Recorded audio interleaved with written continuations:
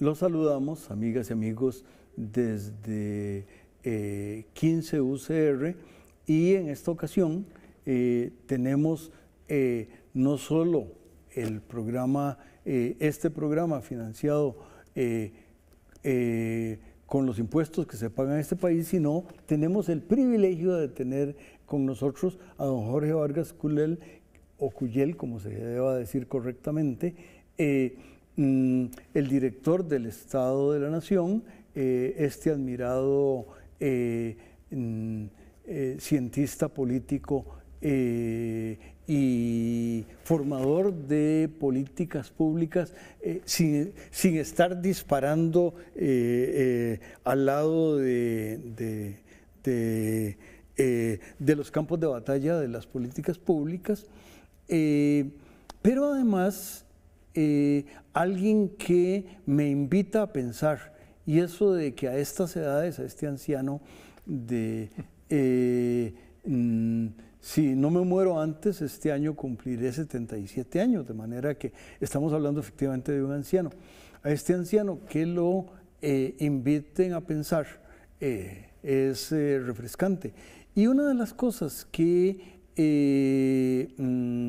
me invitó es que afortunadamente y en 15 UCR tenemos que agradecer que el año pasado la presentación del Estado de la Nación se hizo desde los canales, o aprovechando la difusión de 15 UCR. Hubo una presentación, entonces eso me invitó a mí a pensar cómo algo que ya se presentó en el canal lo vamos a presentar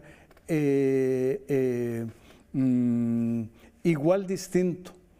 Eso me llevó a pensar que hace un poquitito más de 25 años,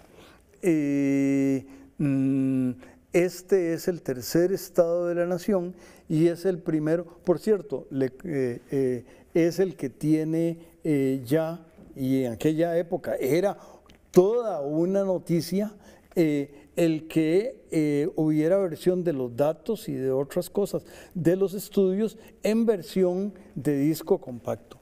Pero además estaba este trabajo donde ya don Jorge se había incorporado plenamente al proyecto, y entonces lo invité porque no solo me invita a pensar, sino que él lleva la ventaja de que él sí piensa en serio y sí tiene claridad de mente. Entonces, un poco como... bueno, y otro detalle es que don Jorge comentó un documento que se llama Después de la pandemia, la visión de largo plazo, y la visión de largo plazo, así en sencillito, es cómo dentro de 25 años Costa Rica se vuelve un país desarrollado, sin usar varita mágica, por cierto, pero ese es otro problema del cual don Jorge entiende y sabe más que yo. Pero entonces lo invité a que pensáramos en términos de esto, de los 25 años hacia adelante, de los cuales ya él había contribuido, y de los 25 años para atrás, de los cuales él también ha contribuido. Tengo que decir que no estoy seguro si entonces don Jorge usaba lentes.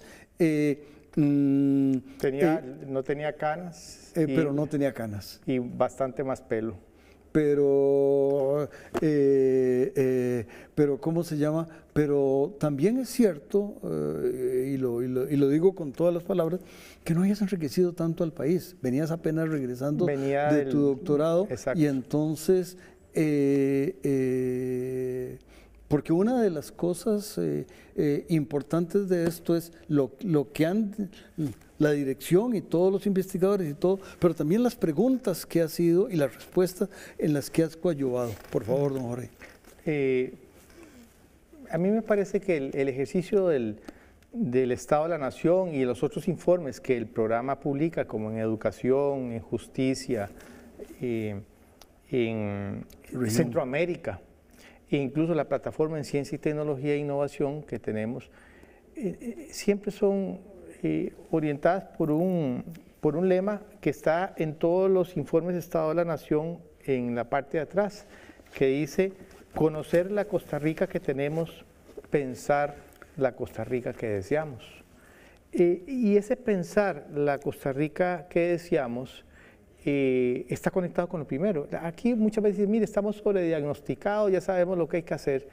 Eso no es tan así en algunos temas. En algunos temas hay diferencias muy sustanciales, no solo en relación con el debe ser, sino en qué es lo que nos está pasando, en cuál es el padecimiento, el problema, cómo lo interpretamos. Y yo creo que el Estado de la Nación lo que ha tratado es de convocar a gente que piensa distinto, es decir, pensemos eso sí con evidencia, para evitar simplemente el pensamiento mágico, el pensamiento difuso que no está enraizado en ninguna realidad que yo pueda constatar. Yo puedo querer ir a la Luna, puedo querer ser campeón mundial de velocidad, pero la pregunta es si tengo las capacidades y la tecnología para hacerlo, ¿verdad? Y a veces nos centramos demasiado en ese gran horizonte, ¿verdad? Y no conectamos ese horizonte que queremos con lo que realmente son nuestra dotación de fortalezas y debilidades. Yo creo que el Estado de la Nación lo que es en el fondo es una gran conversación social, ¿verdad? Basada en la investigación académica, y en ese sentido procura, si se quiere así, vincular el quehacer académico interuniversitario, porque el Estado de la Nación trabaja con distintas universidades, ese quehacer, y vincularlo con las discusiones de lo que nos pasa y hacia dónde queremos que vaya Costa Rica. Espléndida resumen, como siempre. Tal vez un poco yendo a la primera parte de la pregunta, cuando este documento salió, me parece que no era pertinente decir, porque siempre para adelante vamos, de manera que decir cómo será Costa Rica dentro de 30 años no era un ejercicio que se hacía mucho, ni que tal vez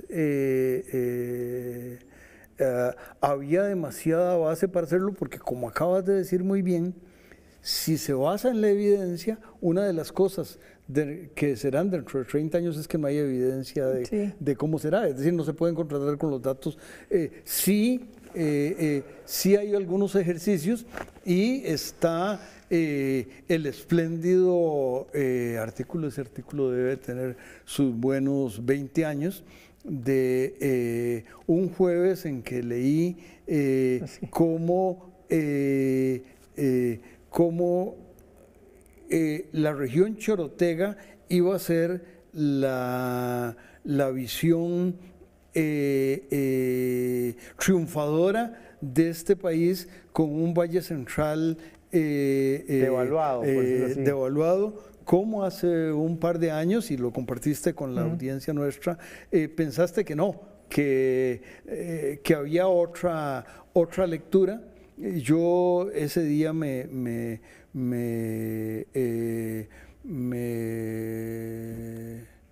con la facilidad que habla Vargas, y con la facilidad que los economistas decimos cualquier cosa, yo dije que era el Jorge optimista y el Jorge pesimista, pero no, esas etiquetas son maneras de hablar, pero sí la mente de Jorge le permite no solo enfocarse en las realidades, sino ir adelante. A mí hay dos clases de aproximaciones que siempre me han llamado mucho la atención. Una es la historia contrafactual. Ustedes economistas son muy dados a ese análisis de decir, bueno, ¿qué pasa? Esta decisión se tomó, pero ¿qué pasa si no hubiese sido tomada? ¿Verdad? Y eso es un ejercicio que ustedes lo hacen incluso con modelos cuantitativos y todo. Los historiadores han desarrollado toda una rama de conocimiento de la historia contrafactual, que es qué hubiese pasado si, ¿verdad? Y esto es muy importante porque a cada momento la historia siempre está abierta. En cada momento podemos tomar una decisión que el país vaya por aquí o para allá. Claro, cuando lo vemos para atrás parece como toda una sucesión de cosas necesarias, que una cosa llevó a otra y que estaba casi como prescrito. Eso no es así.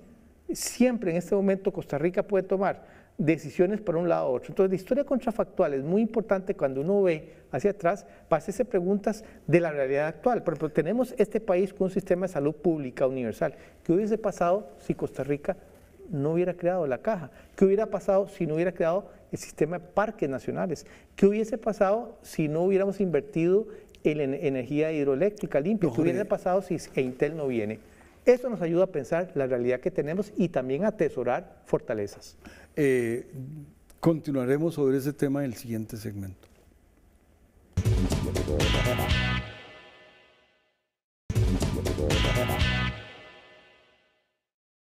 Continuamos, amigas y amigos,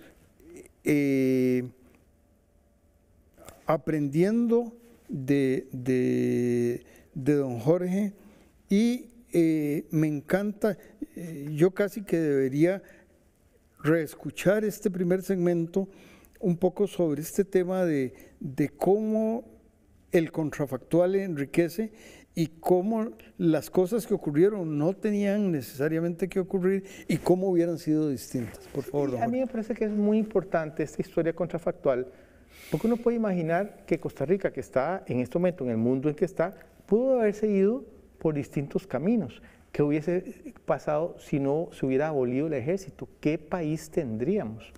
Claro, alguien me parece, usted nunca va a saber, ¿de acuerdo? Pero hay una manera de especular que está basada en datos. ¿Qué pasa si yo cambio una variable, solo una variable, y trato de mantener el resto, lo que ustedes los economistas llaman ceteris paribus? Yo en una columna reciente dije, bueno, ¿qué hubiese pasado si Braulio Carrillo hubiese tenido éxito en abrir el camino al norte?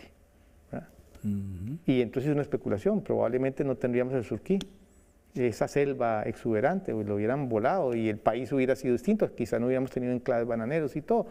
Lo que quiero, el punto, lo que voy, es que si uno va a la historia contrafactual, que es un primer enfoque, lo interesante es a tratar de formularse esas preguntas a partir de la más sólida evidencia, ¿verdad? Para que de alguna manera se trate de una especulación anclada digamos, a tendencias empíricas. La otra es, eso entonces es como cuando uno se devuelve y dice para atrás, ¿qué hubiese pasado si esto no, qué hubiese pasado si esto no se hubiera hecho o esto se hubiera hecho? La otra, el otro enfoque que a mí me gusta mucho integrar a partir de un conocimiento de la realidad es, bueno, observemos las tendencias que tenemos. ¿A dónde vamos? ¿Hacia dónde nos puede llevar? ¿Verdad? Y este ejercicio que mencionaste en una columna de opinión que yo escribí hace muchos años, en la época del boom de Guanacaste, y yo dije, bueno, siempre hemos visto a Costa Rica anclada al Valle Central. ¿Qué pasa si se nos traslada, si ese boom era perdurable y creaba toda una traslación de actividades económicas y poblacionales hacia el norte?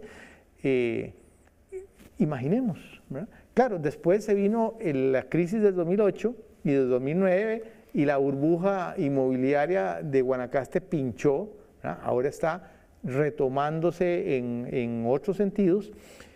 Entonces, esa especulación de futuro a partir de las tendencias es muy importante porque nos da, digamos, altura de mirada. Uno puede caminar de muchas maneras. Una manera de caminar es viendo al piso y uno no sabe para dónde va. Puede afincar bien, pero puede estar cada paso y no caerse, pero uno no sabe a dónde va. Entonces, la combinación de esa historia contrafactual hacia atrás, a mí me permite atesorar fortalezas y empezar incluso a ver por qué tenemos las debilidades que tenemos en otro sentido. Pero al mismo tiempo, la especulación hacia futuro, una especulación informada en los datos más amplios y que están disponibles, me permite empezar a imaginar futuros posibles, porque vuelvo a un punto que hice metodológicamente. La historia a veces se puede ver como una sucesión de hechos que estaban prescritos, ya una cosa llevó a la otra, pero eso no es cierto. En este momento Costa Rica, depende de lo que haga o deje de hacer en estos años, en el 2050 vamos a estar en un punto o vamos a estar en otro punto. ¿Cuáles son los factores críticos y esas decisiones claves? Y esa manera de ver hacia adelante y de ver hacia atrás nos permite aislar, ¿verdad? Y yo dije, no, caramba, parece ser que estas 4 o 5 cosas son realmente importantes de preservar, de fortalecer, o esto que no estamos viendo, tenemos que verlo. Es cierto, vos me podrías decir, Juana, pero Jorge, usted nunca va a saber. No, yo no sé. Y ese es el problema de las decisiones. Toda decisión, por más informada que está rodeada en la neblina del desconocimiento del futuro, a menos que alguien tenga esa capacidad de verlo.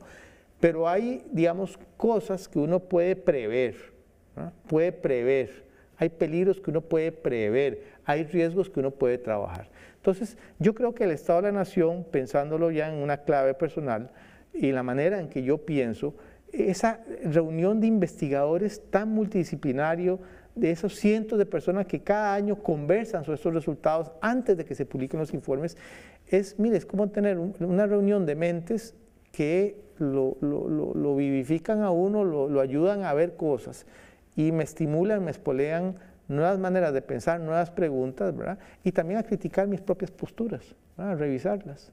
A veces el problema es que nos enamoramos demasiado de nuestros propios conceptos y prejuicios. Bueno, es que hay un recorrido, pero este recorrido lo vamos a interrumpir ahora para pedirle al canal que nos invite al tercero y último segmento.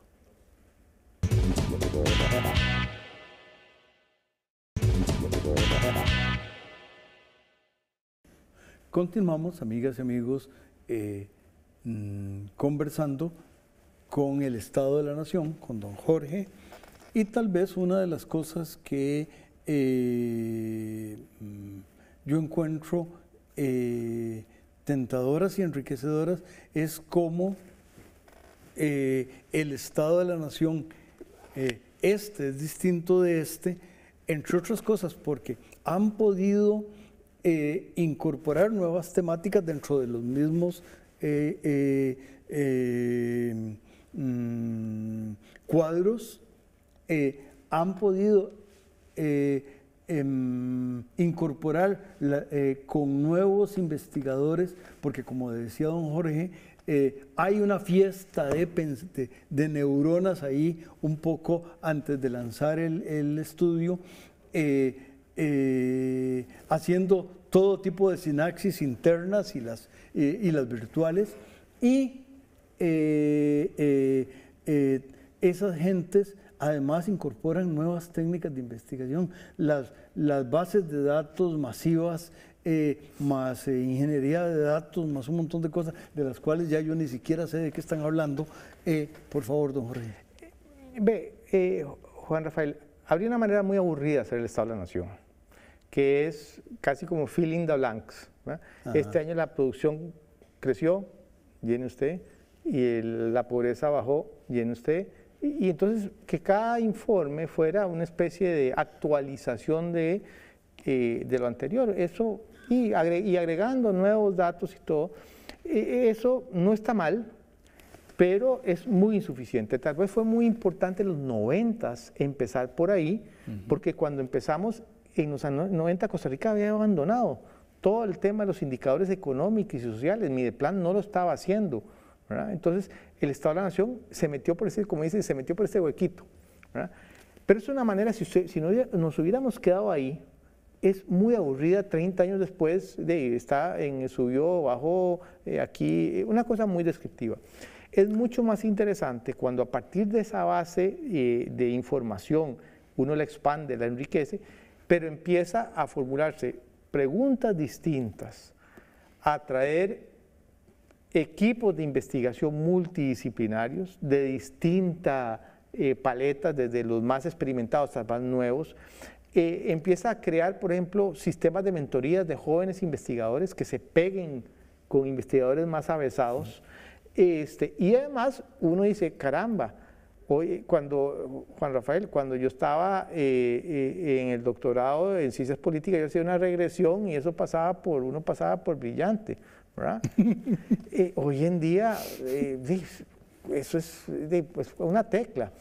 Hoy en día, no solo el crecimiento exponencial de los registros que tenemos, sino la revolución metodológica que alguna vez hablamos, hace casi como un crimen, ¿verdad? No tratar desde un pequeño país limitado, incursionar en esos campos. Entonces, el Estado de la Nación decidimos no hacerlo de la manera aburrida, que es 30 años después decir y sube y baja y aquí estamos acá y aquí, sino decir vamos a contribuir a generar conocimiento, ¿verdad? Pero un conocimiento que ayude también a abrir debates sociales y públicos y ojalá, en la medida en que las condiciones lo permitan, hacer el Estado de la Nación uno de los puntos de encuentro de la sociedad costarricense donde la gente pueda civilizadamente conversar.